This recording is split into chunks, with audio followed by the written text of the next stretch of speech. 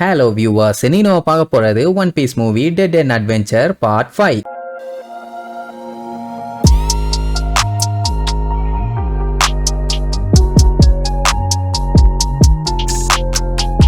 Open பண்ணா போன பாட்டுல அந்த கஸ்பர்டே ஷுரையாவை ஒரே போட்டு காலி பண்ணலான்னு மிதிக்க போனால அந்த டைமுங்கும் போது லூஃபியோட என்ட்ரி. அவன் கத்துனதை பார்த்துட்டு அங்க இருக்கவனுக்கு எல்லாம் காண்டாயிருவானுங்க. ஏன்டா நீ எல்லாம் ஒரு ஆளுன்னு உன்னைய காப்பாத்த எவன்டா உயிரை பணையம் வச்சு வந்துட்டு இருக்காங்கிற மாதிரி ஏப்பான். செக் பண்ணா இன்னொரு காம்படிட்டர்னு தெரியுது. இங்க இவங்களுக்கு பீதியாகும். ஏன்னா அவன் பயங்கர டேஞ்சரான ஆளுன்னு கேள்விப்பட்டாங்க. இப்ப தேவையில்லாம அவங்கிட்ட போய் வம்பு பண்ணணுமான்னு நம்பி பாத்தீங்கன்னா கரெக்டா கெஸ் பண்ணிட்டான். என்னன்னா அவங்க கப்பல் வந்து மூவ் பண்ணாம அதே இடத்துல ஆணி அடிச்ச மாதிரி நின்னுட்டு இருக்குது. அப்படின்னு அந்த கப்பல்ல ஏதோ பிரச்சனை போயிட்டு இருக்குதுன்னு லூஃபி இனிமேட்டு நீ தான் பாத்துக்கணும்னு இப்பவே தெரிவிக்க விட்டுறேன்னு கைய அப்படியே மின்னல் வேகத்துல சுத்தி ஓங்கி ஒரு குத்து கப்பல் கண்ணா பின்னாடி டேமேஜ் ஆகும்ல. அதுக்கப்புறம் கப்பலை புடிச்சுக்கிட்டு சும்மா சல்லுன்னு போய் லேண்ட் ஆவான். அங்க இருக்கவனுங்க எல்லாம் திருச்சிருவானுங்க. என்ட்ரியே நம்மளு புழுதிய கிளப்பிக்கிட்டு போவான்ல. யாரா இவன் ரப்பர் மேனான்னு சொல்லிட்டு இங்க இருக்க ஆளுகெல்லாம் அட்டாக் பண்ண வருவானுங்க. ஜஸ்ட் ஒரு கிக்கு, எப்படி ஒரே ஒரு கிக்கு அத்தனை பேர்த்தையும் கடலை தள்ளி விட்டுருவான். அடுத்து சஞ்சய் கிளம்புவான். சோரோ கிளம்பும் போது உசோப்பு வரானான்னு கேட்டா அத்தனை பேருமே அங்க போயிட்டீங்கன்னா கப்பலை யாரு பாத்துக்கிறது, அதனால நானே இங்க இருந்து பாத்துக்கிறேன்.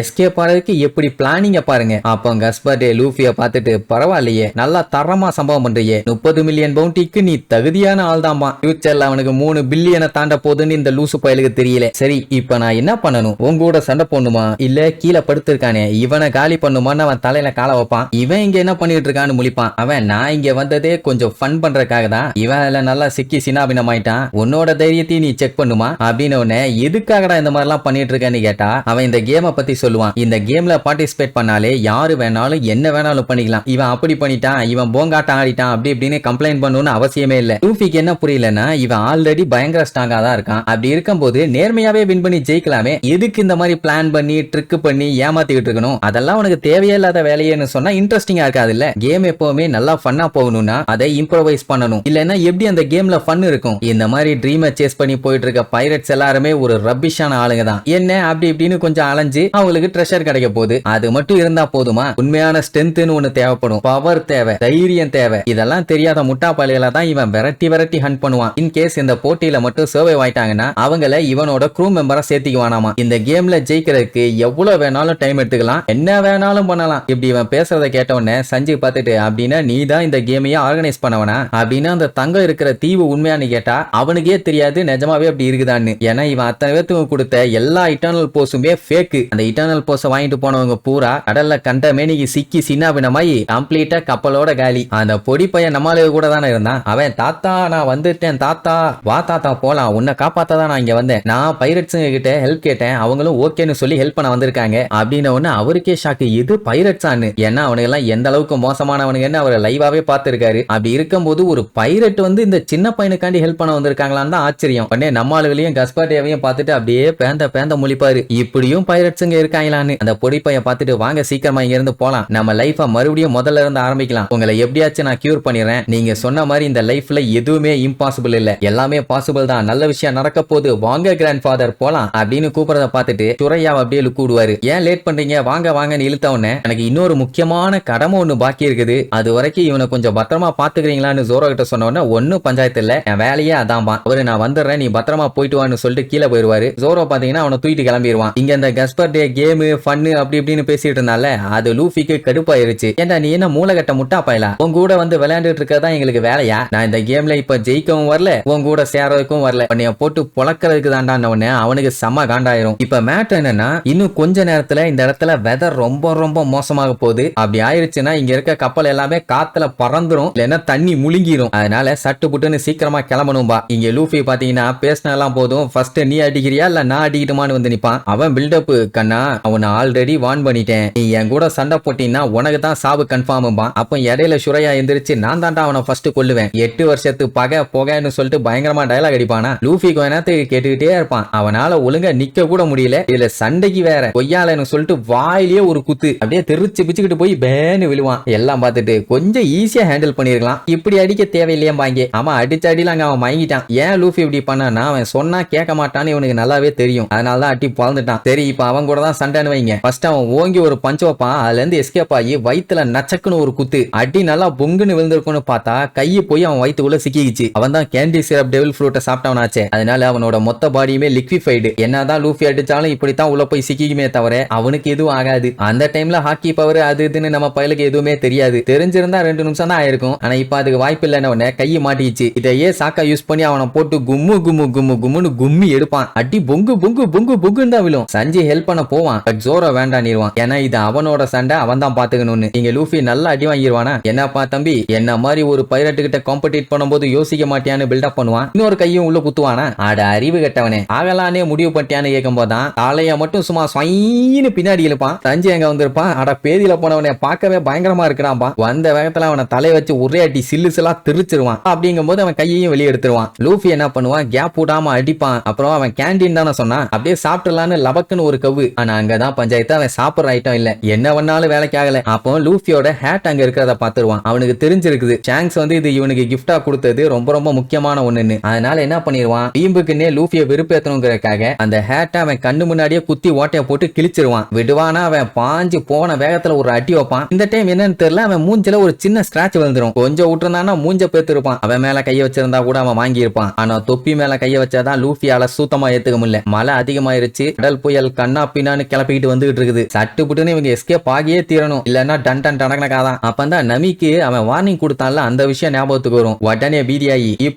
இப்பவே லூஃபியை செஞ்சு இங்க வந்தாகணும். என்ன ஆனாலும் எனக்கு அதை பத்தி கவலை இல்ல. சட்டு புட்டு இங்க இருந்து கிளம்பி ஆகணும், இல்லன்னா நம்ம எல்லாரும் காலி. டே லூஃபி சண்டையை முடிச்சிட்டியான்னு கேட்பாங்க. அங்க அவன் இன்னுமே கண்ணா பின்னான்னு அடி வாங்கிட்டு தான் இருப்பான். எவ்வளவு அடி வாங்கினாலும் சரி நம்ம பையன் கிவ் அப் பண்ற மாதிரியே இல்ல. அதே நேரம் இங்க பெருசு என்ன பண்ணும், பயங்கரமா போட்டோட ஹீட்டை அதிகம் பண்ணி விட்டுட்டு இருக்கும். எதுக்குன்னா வெடிக்க வைக்கிறதுக்காக. அப்போங்கும் போது அங்க வேலை பார்க்கிற ஒரு சில பேர் வருவாங்க. யோ பெருசு என்னையா பண்ணிட்டு இருக்கேன்னு கேட்டா, டேய் நீங்க இன்னும் இங்கேயா இருக்கீங்க, மேல கஸ்பர் டேவும் லூஃபியும் சண்டை போட்டுட்டு இருக்காங்க. இந்த கப்பல் வேற வெடிச்சு செதற போகுது. சட்டு புட்டு நீங்க இருந்து எஸ்கேப் ஆகுங்க. உங்களை தவிர இந்த கப்பல்ல வேற யாருமே இல்லம் பாரா. அவ்வளவுதான், இவனும் இங்க இருந்து தெரிச்சிருவானுங்க. அந்த டைம் சஞ்சு பாத்தீங்கன்னா மைதா மாவு மூட்டை 2 தூக்கிட்டு வருவான். வர்ற வழியில இவரை பார்த்துட்டு, ஐயா பெரியவரே, நான் ஸ்டார் ஹேட்டோட க்ரூமேட் தான். அங்க என்ன பண்ணிட்டு இருக்கீங்க, வாங்க போலாம், உங்களுக்காண்டி அந்த பொடிப்பைய வெயிட் பண்ணிட்டு இருக்கான்னா. அந்த பொடிப்பைய எனக்கு ரொம்ப ரொம்ப முக்கியம் தான். ஆனா கடைசி நேரத்துல நான் இந்த ஷிப்ல இருக்கணும்னு ஆசைப்படுறேன். எப்படியும் இந்த ஷிப்பு கொஞ்ச நேரத்துல வெடிச்சிரும். அதனால நீ இங்க இருந்து எஸ்கேப் ஆயிருவாரு. அங்க லூஃபி பாத்தீங்கன்னா கண்ணா பின்னான்னு அடி வாங்கிட்டு இருப்பான். நம்மளுக்கு வேற என்ன பண்றதுனே தெரியல. ஏன்னா காத்தோட வேகம் இன்னும் அதிகமாகிட்டே வருது. அங்க பார்த்தா கஸ்பர் டே ஓவரா சீன் போடுவான். நீ தலைகீழ நின்னு சண்டை போட்டாலும் என்னைய ஜெயிக்க முடியாது மகனேன்னு. ஓடா பொடலங்க, உன்னை நான் என்னானாலும் விட மாட்டேன்னு சொல்லி அங்க இருக்க பாய் மரத்தை இழுத்து விட்டு அவனை பொல்லந்து கட்டிட்டு இருப்பான். அப்ப கரெக்டா சஞ்சய் வந்துருவானா. வா போலான்னு கூப்பிட்டா சண்டை இன்னும் முடியல, இன்னும் கொஞ்சம் இருக்குதும்பானா. அவன் பாத்தீங்கன்னா மறுபடியும் எந்திரிச்சு உட்காந்துட்டு இருப்பான். சஞ்சய் என்ன பண்ணுவான், அந்த மைதா மாவு மூட்டை இருக்குது இல்ல, அதை லூஃபி கிட்ட கொடுத்துட்டு மொத்தமா தீத்துறாத,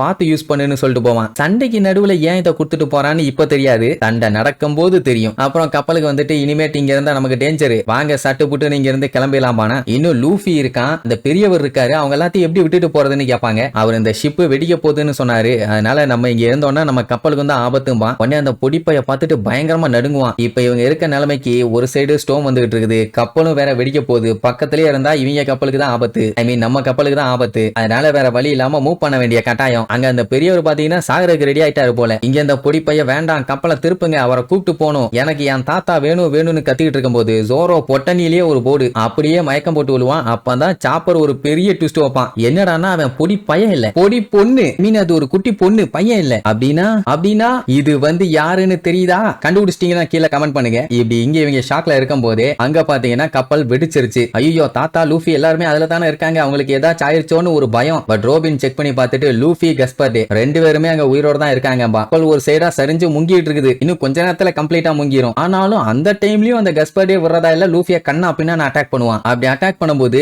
ஒரு மாவு மூட்டை கம்ப்ளீட்டா உடஞ்சு போச்சு. அப்ப கஸ்பர் டே பாத்தீங்கன்னா கிண்டல் பண்ணுவான். என்னப்பா என்னோட க்ரூ மெம்பர்ஸ் எல்லாம் உன்னை விட்டுட்டு போயிட்டாங்க போல. என்ன அவங்க ஒண்ணு என் க்ரூ மெம்பர்ஸ் இல்ல, ஃப்ரெண்ட்ஸுங்கப்பா. ஃப்ரெண்ட்ஸுங்களா? அவனாச்சும் அடிமைகள் இல்லாம க்ரூவை மெயின்டைன் பண்ணுவானாரா? வெண்ணவனே உனக்கெல்லாம் இத பத்தி தெரியாதரா மசாலா மாங்கா அப்படின்ட்டு வாங்குவாங்கன்னு வாங்குவான். அதுக்கப்புறம் தான் அவன் இன்னொரு மேட்டர் சொல்லுவான். கண்ணா இப்ப பாத்தீங்கன்னா இவ்வளவு நேரம் நீ என் கூட சண்டை போட்ட மரியாதைக்கு நான் உங்ககிட்ட ஒரு மேட்டர் சொல்றேன். ஏன் பின்னாடி பாத்தீங்கன்னா ஒரு சேஃப் போட் ஒன்னு இருக்குது, உன் பின்னாடி பாத்தீங்கன்னா அதை நான் சொல்றதை விட நீயே பாரும்பா. பார்த்தா பெரிய ஸ்டோம் ஒண்ணு இவங்களை நோக்கி வந்துகிட்டு இருக்குது. செக்குனாங்கன்னா அவ்வளவுதான், இந்த சண்டையில ஒருத்தர் தான் ஜெயிக்கணும், அவங்க மட்டும் தான் சேஃப் போட் எடுத்துட்டு எஸ்கேப் ஆவாங்க. அது நீயா நானான்னு பாத்திரலாம் தான் இப்ப சண்டை. அப்ப பாத்தீங்கன்னா லூஃபி ஒரு குத்து குத்துவான், அவன் ஒரு குத்து குத்துவான். அவனோட அட்டாக் லூஃபி வயித்துல சரக்குன்னு சொருகிரும். இவன் பண்ற அட்டாக் தான் அவன் பாடிக்குள்ள போயிட்டு வருமே. பட் ஆனா இந்த டைம் அவனுக்கு பயங்கரமா வலிக்குதும்பா. இருக்கும்பா. அதுக்கப்புறம் தான் லூஃபிக்கே மேட்ரு தெரியுது, அந்த மைதா மாவு இருக்குல்ல, அந்த மாவு தான் அவனுக்கு வீக்னஸ். ஆல்ரெடி ஒன்ன உடைச்சு நம்ம லூஃபி மேல ஃபுல்லா அப்ளை ஆயிருச்சு. இனி பேலன்ஸ் ஒரு மூட்டை இருக்குதுல்ல, அதை தூக்கி அவன் மேல அடிச்சுட்டு அதுக்கப்புறம் அடி ஒண்ணுன்னு அவனுக்கு இடி மாதிரி விழும். போட்டு பொலன்னு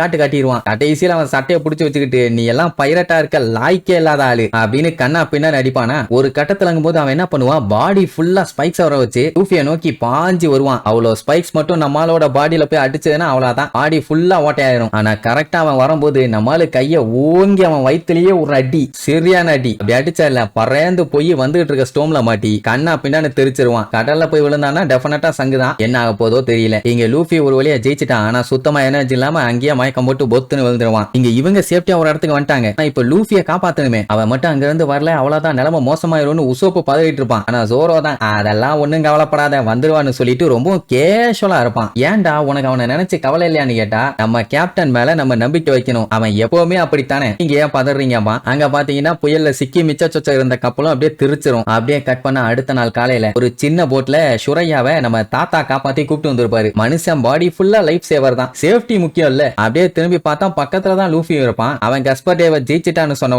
உடனே சுரையாக்கு சந்தோஷம். அப்புறம் என்ன சொல்லுவான், என்னை எதுக்கு காப்பாத்துனீங்க, இனிமேட்டு நான் வாழ்றதே வேஸ்ட் தான், என் வாழ்க்கை லட்சியமே அந்த கஸ்பர் டேவை கொல்றதான், அதையும் ஸ்டார் ஹேட்டே பண்ணிட்டான், இனிமேட்டு நான் வாழ்றதுக்கு எந்த ஒரு காரணமும் இல்லன்னு உடனே அப்பவாச்சும் அந்த பெரியவர் உடனே சொல்ல வேண்டியதானே, சுத்துன்னு சுத்தி கடைசியில தான் சொல்லுவாரு, நீ சாக வேண்டாம், உன்னோட சிஸ்டர் இன்னும் உயிரோட தான் இருக்கா அப்படின்னு உடனே அவனால நம்ப முடியல. அவ 8 வருஷத்துக்கு முன்னாடியே என் கண்ணு முன்னாடி தான் தண்ணியில அடிச்சுட்டு போனாம்பானா. அட கிறுக்கா, அவளை நான் காப்பாத்தி என் கூட தான் வச்சிருந்தேன். அவளோட பேரு அண்டலு பஸ்கிட்டோம் பாரு. அப்போங்கும்போது சைல தாத்தா தாத்தான்னு கத்துற சவுண்டு, வேற யாரும் இல்ல, அவனோட சிஸ்டர் தான். சந்தோஷம் தாங்க முடியல. சோ ஒரு வழியா எல்லாருமே ரியூனியன் ஆயிட்டாங்க. இந்த மேட்டர் இங்க நம்மளுக்கெல்லாம் தெரிஞ்ச உடனே யாராலையுமே நம்ப முடியல, இவங்க 2 பேரும் அண்ணன் தங்கச்சிங்களான்னு. அந்த டைம் லூஃபி பாத்தீங்கன்னா நயகரா ஃபால்ஸே கெஞ்சிற அளவுக்கு கதறி அழுதுகிட்டு இருப்பான். ஏன்னா அவனோட ஹேட்டை அங்க விட்டுட்டான். அதான அவன் வாழ்க்கையில ரொம்ப முக்கியமான ஒண்ணு. பட் நல்ல வேலை, அந்த டைம் அந்த ஹேட்டு சுரையாவோட காலு கீழே தான் வந்து விழுந்திருக்கும். அதனால அதை எடுத்து பத்திரமா வச்சிருந்திருப்பான். கேட்டவன தூக்கி கொடுத்துருவான். ரொம்ப தேங்க்ஸ்னு கதருவான். என்ன கொஞ்சம் கிழிஞ்சு போச்சு, அதை நம்ம நமி சரி பண்ணிடுவான்னு வைங்க. அப்புறம் என்ன, அப்படியே டிராவல் பண்ணி ஒரு ஐலாண்டுக்கு வந்து சேர்ந்தாச்சு. அத்தனை பேருக்கு சந்தோஷம், வாவ் நம்ம ஜெயிச்சிட்டோன்னு. இங்க சுரையா பாத்தீங்கன்னா தனியா நின்னு ஃபீல் பண்ணுவான். என்னன்னா அவன் வாழ்க்கை மொத்தமுமே வீணா போச்சு இல்ல, அந்த கஸ்பர் டேவால. பெரியவர் வந்து முடிஞ்சதோ முடிஞ்சு போச்சு, இனி உன்னோட ஃபியூச்சருக்கு எய்ம் வை, உனக்குன்னு உன் தங்கச்சி இருக்கா, அவளை பத்திரமா பாத்துக்க, இனி எல்லாமே நல்லபடியா தான் நடக்கும்னு சொல்லிட்டு இருக்கும் போது கரெக்டா நேவி ஆளுங்க அங்க விரட்டி வந்துட்டு இருப்பாங்க. இவங்களை ஃபாலோ பண்ணி பின்னாடியே வந்திருக்காங்க போல. இடாதீங்களே அவங்கள போட்டு போலந்து கட்டுங்கன்னு விரட்டிட்டே வருவானுங்க. சரி, இப்ப இவங்க 3 பேர்த்தையும் கப்பல்ல வச்சா இவங்களையும் பைரட்னு சொல்லி பஞ்சாயத்து பண்ணிடுவாங்க. தீவு பக்கத்துல வந்தாச்சு. சோ லைஃப் போட்டை போட்டு அதுல ஏத்தி விட்டுருவாங்க. ஏன் இந்த மாதிரி பண்றீங்கன்னு கேட்டா, நாங்க பைரட்ஸ், எங்க கஷ்டம் எங்களோடய இருக்கட்டும், நீங்க நிம்மதியா ஜாலியா உங்க லைஃப் என்ஜாய் பண்ணுங்கன்னு சொன்ன உடனே அவங்களுக்கு ரொம்ப ஹாப்பி. அப்புறம் ஆளுக்கு அவங்க ஸ்டைல நல்லபடியா போயிட்டு வாங்க. மாயலா சுரையா லூஃபிய பார்த்துட்டு, டேய் என் ஆரம்பத்துல இருந்தே நீ காப்பாத்துறதுலயே குறியா இருக்க, அதெல்லாம் மறந்துரு, நெக்ஸ்ட் டைம் நம்ம கண்டிப்பா மீட் பண்ணுன்னு சிரிச்சுக்கிட்டே சொல்லுவான். சரி ரைட்டு, உடம்ப பாத்துக்கங்கன்னு சொல்லிட்டு நம்மளால கிளம்பியாச்சு. இங்க இவங்கள நேவியாலய கண்டுக்க மாட்டாங்கன்னு வைங்களேன். ஆக்சுவலா இவங்க கொண்டு வந்து விட்டது வந்து எங்கன்னா, எங்க ரேஸ ஸ்டார்ட் பண்ணாங்களோ அங்கதான். அந்த வேகத்துல நம்மளுக்கு நேவிக்கு பயந்து கப்பலை திருப்பிட்டு போறாங்க. என்ன ஸ்டார்ஹெட் ஷிப் பக்கத்துல வந்துட்டு பாதியில திருப்பிட்டு போறாங்க அப்படின்னா இந்த டைம் வின்னர்ஸ் கிடையாதா அப்படின்ட்டு யாரோட கப்பல்னு பார்த்தா நம்ம லூஃபியோடது. அவனோட பவுண்டி பாத்தீங்கன்னா இப்ப 30 மில்லியன்ல இருந்து 100 மில்லியன் ஆயிருச்சு. கஸ்பர் டேவை விட ஜாஸ்தி. அடேங்க அப்பான்னு மிரண்டுருவாங்க. இப்ப மேட்டர் என்னன்னா, இவங்க ரிட்டர்ன் போனாங்கன்னா அந்த 3 மில்லியன் பெரிஸ் கிடைக்கும். அதான் போக முடியாது. சோ நமி புடிச்சு ஜோரோ படாத பாடு படுத்துவா. லூஃபி இருந்துட்டு, அட விடுமா போற வழியில இன்னும் ஏகப்பட்ட ஈவென்ட்ஸ் இருக்கும், அதுல ஒன்னு அட்டன் பண்ணுவோம், இதெல்லாம் பெரிய விஷயமா, இப்போதைக்கு நம்ம வேலை இந்த நேவியை டீல் பண்ணணும், அதுதான் ரொம்ப முக்கியம் பாங்க. நமியும் வேற வழி இல்லாம சரி போய் தொலைங்கன்னு வெறியோட சொல்லுவா. அவளுக்கு பணக்காரியாகணும்னு ஆசை, என்ன பண்றது, கப்பலை அடிச்சு ஓட்டுங்களே, அடுத்து ஒரு தரமான சம்பவம் போலான்னு லூஃபி ஆர்டர் போட்டோன்னே கப்பல் அப்படியே பிச்சுக்கிட்டு போகும். நேவி ஆளுகளும் வெறித்தனமா விரட்டிக்கிட்டு வர்றதோட இந்த மூவிக்கு எண்டு கார்டு போட்டு முடிக்கிறாங்க.